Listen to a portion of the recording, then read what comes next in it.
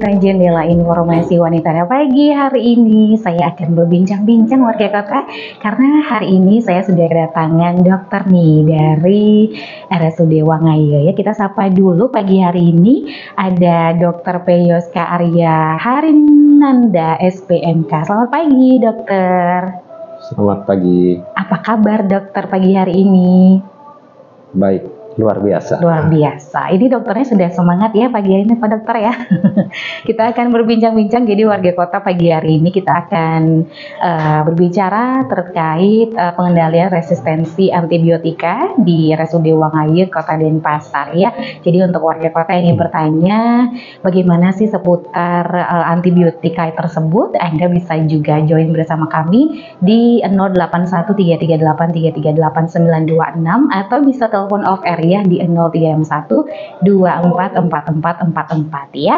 Oke dokter, kita akan mengawali dulu dengan antibiotik. Ini istilah antibiotik kan memang mungkin ada yang tahu, ada yang tidak. Tapi sepengetahuan saya kalau antibiotik itu kan kalau dikasih di dokter ketika berobat gitu ya dokter ya, dianjurkan untuk dihabiskan seperti itu kalau dokter ya. Tapi kita akan berbincang mengenai antibiotiknya dulu. Ini apa sebenarnya dokter?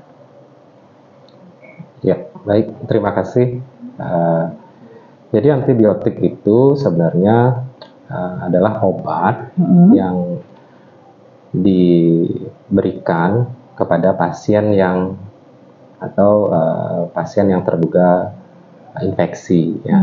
Jadi antibiotik itu memang kegunaannya spesifik untuk mengobati suatu infeksi. Dalam ini hal ini adalah infeksi bakteri. Ya. Itu yang pertama ya. Jadi antibiotik ini dia bukanlah obat yang untuk menurunkan demam atau bagaimana. Jadi memang khusus dia untuk mengatasi infeksi suatu bakteri.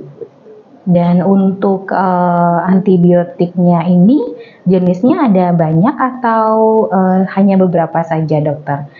Apa tergantung mungkin penyakitnya mungkin atau bagaimana? Ya, jadi kalau dari segi jenisnya memang ada banyak antibiotik ya. Jadi ada antibiotik yang sifatnya dia bekerja pada dinding sel, ada yang bekerja pada membran sel ya, ataupun antibiotik yang bekerja pada sintesa protein ya. Tetapi memang kegunaannya sekali lagi saya tegaskan memang antibiotik ini gunanya untuk mengatasi infeksi suatu bakteri ya. Jadi itu yang harus dicatat. Iya, jadi kalau anjuran dari dokter memang harus dihabiskan ya dok ya kalau antibiotik tersebut. Betul. Oke, karena takutnya nanti pada kalau warga kota ini misalnya udah turun nih demam saya, sakit saya, jadi saya nggak konsumsi antibiotik lagi gitu, misalnya nggak boleh ya, jadi harus dihabiskan karena memang fungsinya untuk melawan bakteri berarti ya dokter ya. Betul sekali. Oke, nah untuk mekanisme kerjanya sendiri seperti apa dokter untuk antibiotik ini di dalam tubuh manusia? Ya, jadi antibiotik itu dia sifatnya adalah membunuh atau menghambat mikroba ya. Mikroba itu adalah bakteri di sini ya. Jadi ada antibiotik yang kerjanya dia membunuh ya suatu pertumbuhan dari mikroba atau bakteri di dalam tubuh. Ada juga antibiotik yang sifatnya menghambat. Nah, jadi pertumbuhannya dihambat sehingga dia tidak bisa berkembang biak di dalam tubuh bakteri itu. Oke, berarti dihambat ya untuk biar nggak berkembang biak lebih banyak lagi ya dokter ya. Betul. Nah untuk sakitnya sendiri, apakah ada kategorinya dokter untuk memberi antibiotiknya? Apakah semua jenis sakit itu bisa diberikan antibiotik? Ya baik, tentunya pemberian antibiotik yang pertama harus dengan resep dokter ya. Nah jadi kalau dari regulasi memang sebaiknya tidak membeli antibiotik sendiri ya, harus dengan resep dokter ya. Nah jadi dokter akan meresepkan sesuai dengan indikasi penyakitnya. Dalam hal ini kalau memang ada kecurigaan ke arah infeksi bakteri itu tadi, jadi dokter akan meresepkan antibiotik sejumlah berapa yang memang diperlukan, dan dari pasien pun harus taat untuk menghabiskan antibiotiknya seperti seperti itu. Nah, tadi dokter udah menggarisbawahi jumlahnya. Nah, kalau jumlahnya berapa ini dokter untuk beberapa kategori lah? Mungkin bisa dicontohkan, mungkin sakit apa, berapa jumlahnya gitu dokter? Sebagai gambaran aja nih. Iya, kalau antibiotik itu dia tidak tergantung dari sakitnya, ya.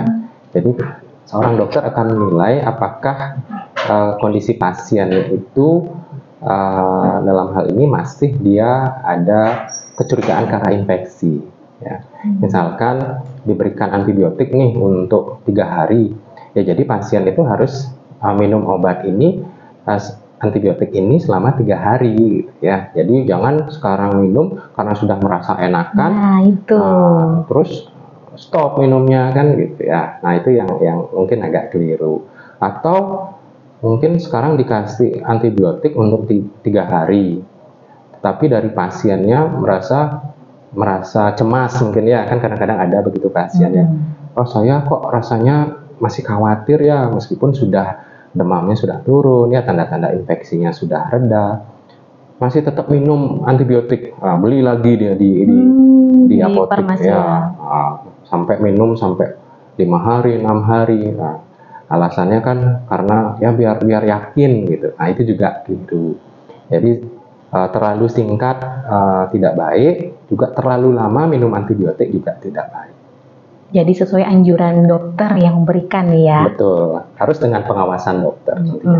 Nah ini dokter, efek sampingnya. Nah tadi kan dokter ada juga menggarisbawahi soal kalau banyak ini mungkin ada di antara beberapa warga kota yang memang karena saya sudah mendingan saya stop dulu minum antibiotiknya. Ini sebenarnya pengaruhnya kemana dokter? Ada efek sampingnya nggak sih? Tiba-tiba kita berhenti di tengah, kemudian lanjut lagi atau berhenti terus ini dokter? Mungkin efek sampingnya ada nggak sih? Ya, jadi antibiotik ini seperti dua sisi pisau ya. Di satu sisi dengan kemampuan antibiotik ini dia dapat membunuh mikroba itu tadi. Di sisi lain, kalau kita menggunakan antibiotik secara tidak tepat atau tidak rasional, ya, di sini akan memunculkan masalah resistensi atau kekebalan dari bakteri terhadap antibiotik. Nah, jadi efek samping yang paling tidak diharapkan itu adalah resistensi antibiotik, yang dimana antibiotik sudah tidak bisa bekerja lagi terhadap suatu infeksi dari bakteri. Nah itu yang harus kita perhatikan. Berarti memang dianjurkan kalau ya udah kalau dikasih antibiotik habiskan sesuai dengan anjuran dokter ya, berarti ya. Betul. Jangan tiba-tiba lagi sakit minum lagi, nggak sakit nggak minum. Ya. Jangan seperti itu ya. Jadi karena memang ada fungsinya kenapa dokter memberikan antibiotik. Jadi tapi kalau boleh tahu dokter, untuk penyakitnya itu kategori apa aja nih yang diberikan antibiotik? Tadi saya belum nanya soal penyakitnya nih dokter. Yang boleh diberikan antibiotik, yang tidak, atau harus semua jenis penyakit itu memang harus diberikan antibiotik? Iya, terima kasih. Saya rasa semua kecurigaan ke arah infeksi, infeksi.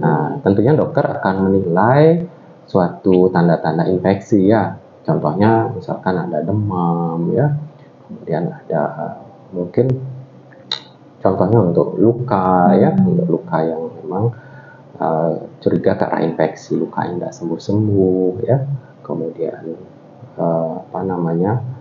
kecurigaan ke arah sepsis dan sebagainya ya. Oke, yang menyangkut infeksi bakteri berarti lebih lengkap nih ya dokter ya. Oke, nanti tadi kan kalau orang dewasa, kalau anak-anak seperti apa dokter kalau misalnya dikasih antibiotik, ada efek sampingnya nggak kira-kira dokter? Apakah sama ini seperti orang dewasa, kalau nggak dihabiskan efek sampingnya sama seperti orang dewasa?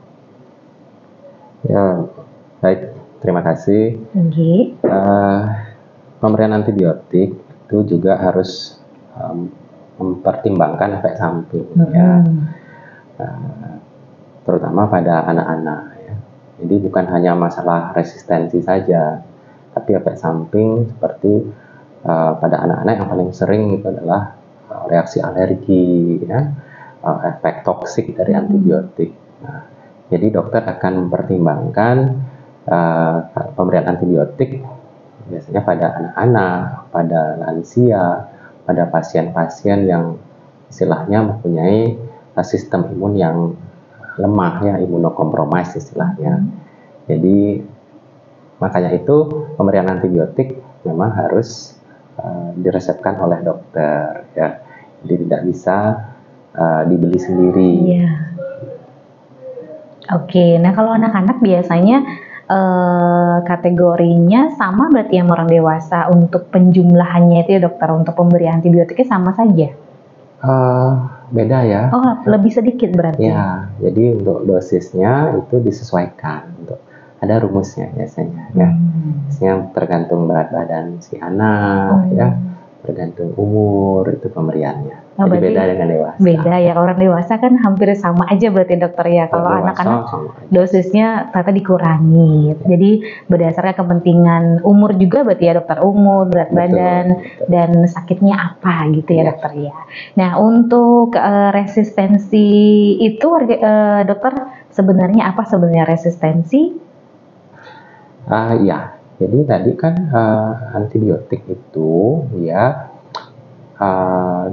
adalah suatu obat yang digunakan untuk membunuh atau menghambat pertumbuhan bakteri di dalam tubuh ya. Nah, kalau resistensi itu adalah ketidakmampuan si antibiotik ini untuk bekerja membunuh atau menghambat bakteri ya, yang diakibatkan oleh si bakteri ini dia memodifikasi dirinya sehingga antibiotik itu tidak mempan lagi terhadap suatu bakteri.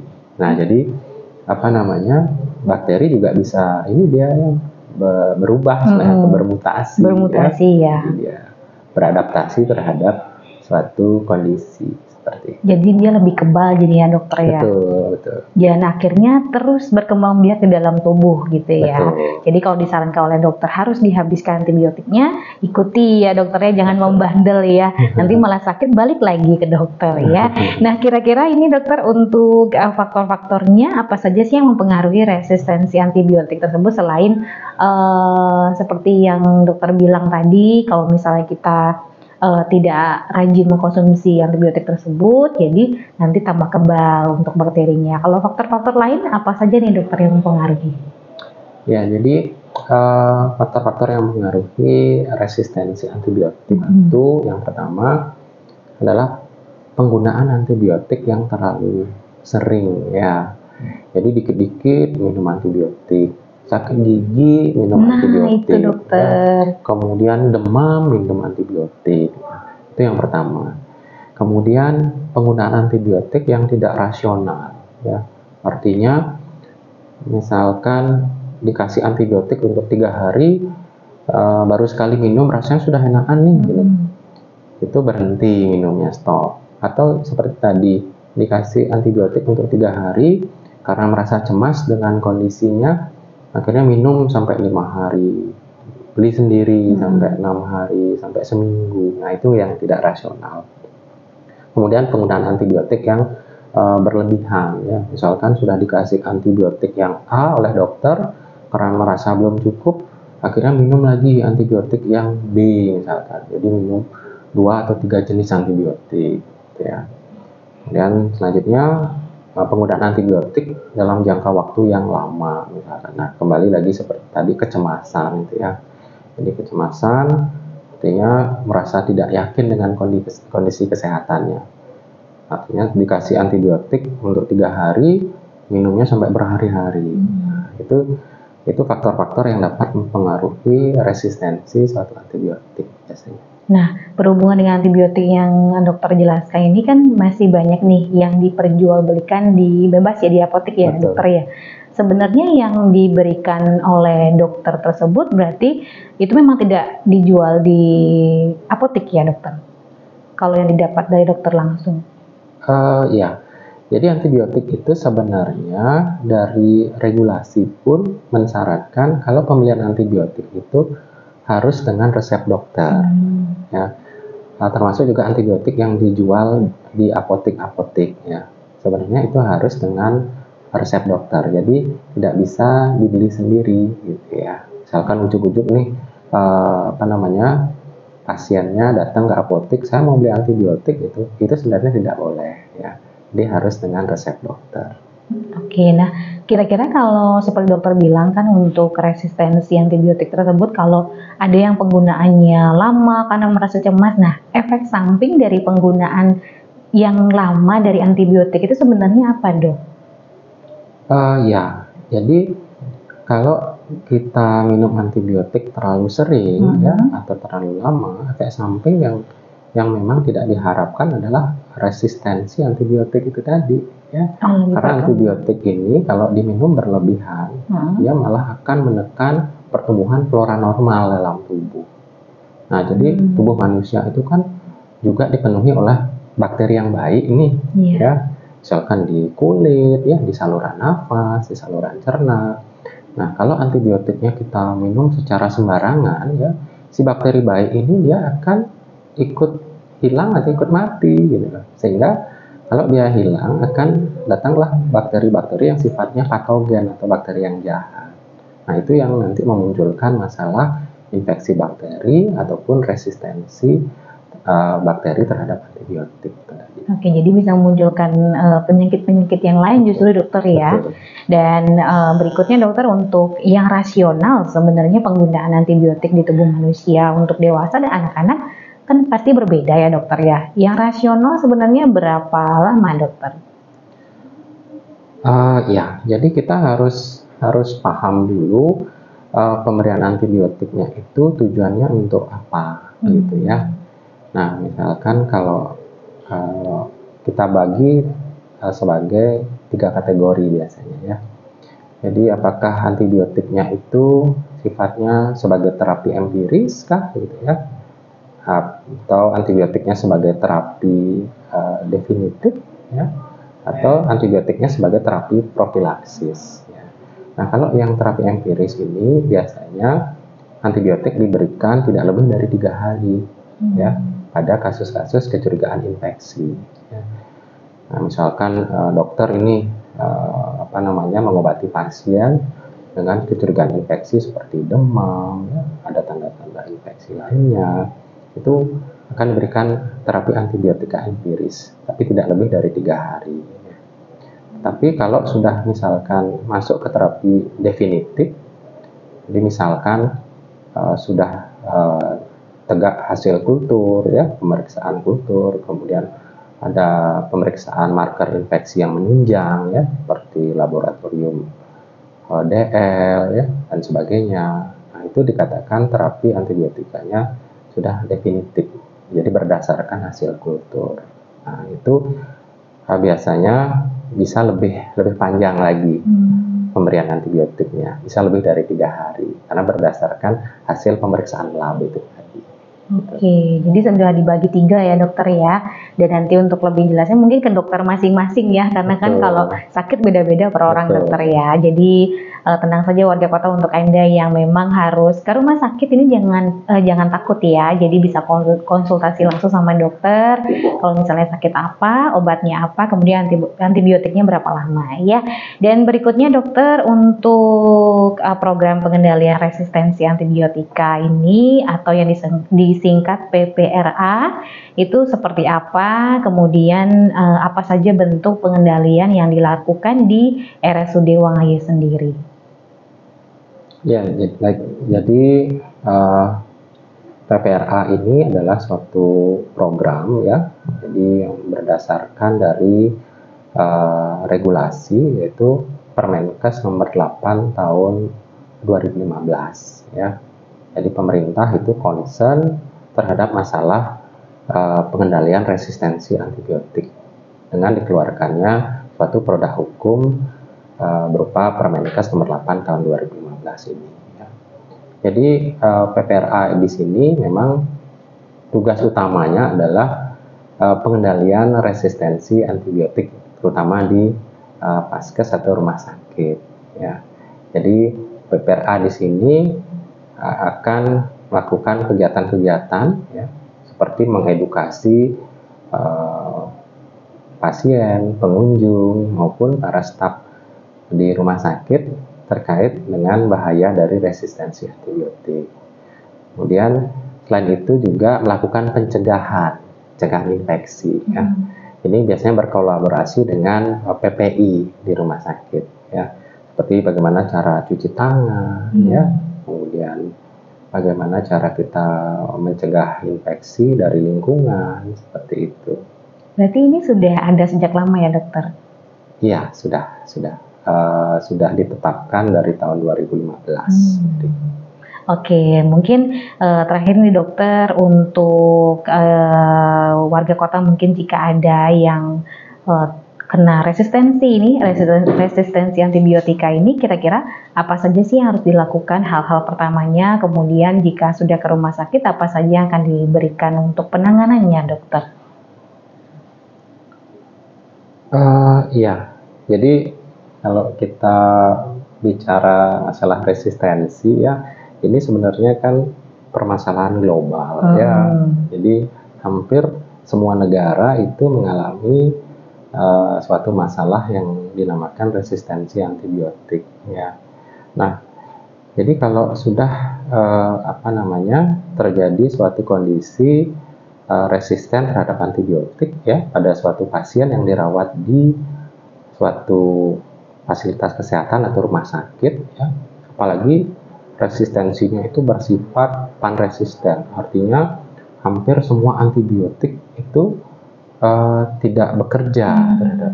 Nah, itu yang memang kita khawatirkan ya. Nah, jadi tidak banyak yang bisa dilakukan sebenarnya kalau sudah terjadi resistensi, apalagi sampai mengarah ke panresisten gitu ya. Makanya itu yang paling penting adalah pencegahannya ya. Jadi pencegahan bagaimana supaya tidak terjadi kondisi ke arah resistensi ya. Bagaimana penggunaan antibiotik itu harus diatur dengan sangat baik ya, supaya di masa depan itu tidak terjadi suatu resistensi yang sifatnya masif seperti itu ya. Nah, kalau pencegahannya berarti yang paling gampang ya dokter, berarti meminum antibiotik sesuai dengan anjuran dokter gitu ya dokter ya. Nah, kalau boleh tahu mungkin kalau di RSUD Wongaya sendiri untuk saat ini apakah masih ada dokter ya pasien yang terkait dengan resistensi antibiotika ini?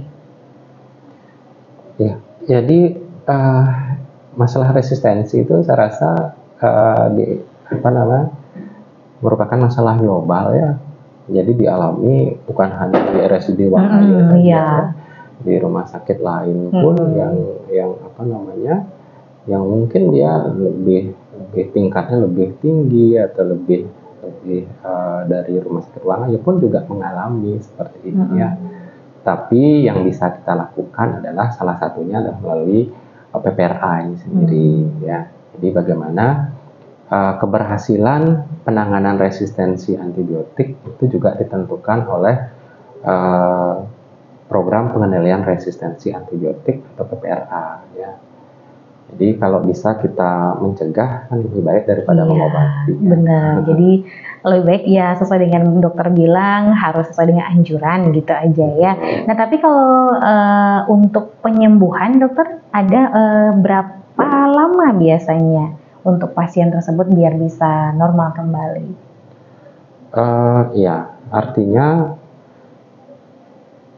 antibiotik itu akan dia dikatakan bekerja kalau tanda-tanda infeksinya sudah hilang ya. Misalkan sudah bebas demam ya pasiennya ya, kemudian tanda-tanda klinisnya membaik ya, itu artinya antibiotiknya dikatakan bekerja dengan baik ya. Tapi kalau misalkan katakanlah dari tanda-tanda infeksi, kemudian pasiennya demam, klinisnya juga tidak kunjung membaik ya, kemudian pemeriksaan laboratorium, marker infeksi juga tidak menunjukkan ke arah perbaikan ya, artinya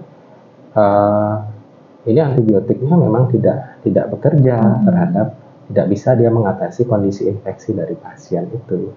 Jadi harus dicoba lagi untuk menggunakan antibiotik yang lain gitu ya dokter ya, pilihannya ya. Jadi akhirnya ujungnya akan kalau satu antibiotik misalkan tidak tidak mempan lah istilahnya untuk satu infeksi bakteri dari pasien, akhirnya akan coba lagi ke antibiotik yang lain, yang belum tentu dia akan cocok atau bisa bekerja dengan baik gitu. Apalagi sekarang kan sudah ada pemeriksaan kultur ya.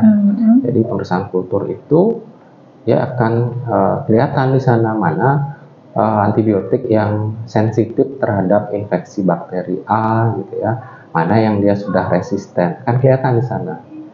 Nah, jadi biasanya kalau sudah multi resisten itu dia akan resisten semua gitu ya. Jadi sehingga kita atau dokter yang merawat itu akan kebingungan gitu loh. Ini kasih antibiotik yang mana ya gitu loh, karena sudah semua resisten gitu. Nah, itu yang kita tidak harapkan gitu. Selain tentunya akan berpengaruh terhadap mutu pelayanan pasien, juga meningkatkan biaya perawatan gitu ya. Karena yang seharusnya pasiennya itu dalam berapa hari dia bisa kita rawat sehingga bisa dipulangkan, karena masalah resistensi ini akan memperpanjang lama rawatnya. Belum lagi nanti antibiotik A udah nggak bisa kepakai, nah nanti coba lagi antibiotik yang B misalkan ya, tentunya itu kan berpengaruh terhadap biaya perawatan. Itu yang memang masalah besar terhadap resistensi itu ya.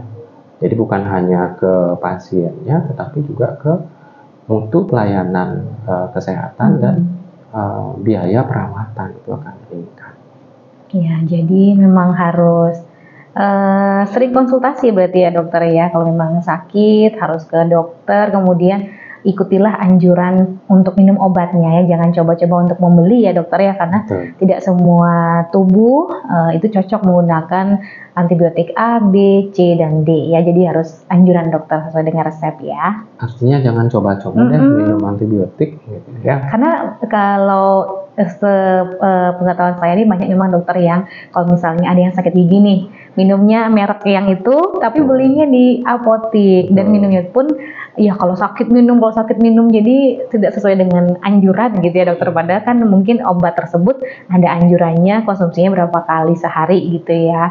Jadi alhasil itu mungkin nanti setelah lama-lama bisa menyebabkan sakit yang lain berarti dokter ya. Betul. Nah, saya juga pernah ini menemukan itu kondisi.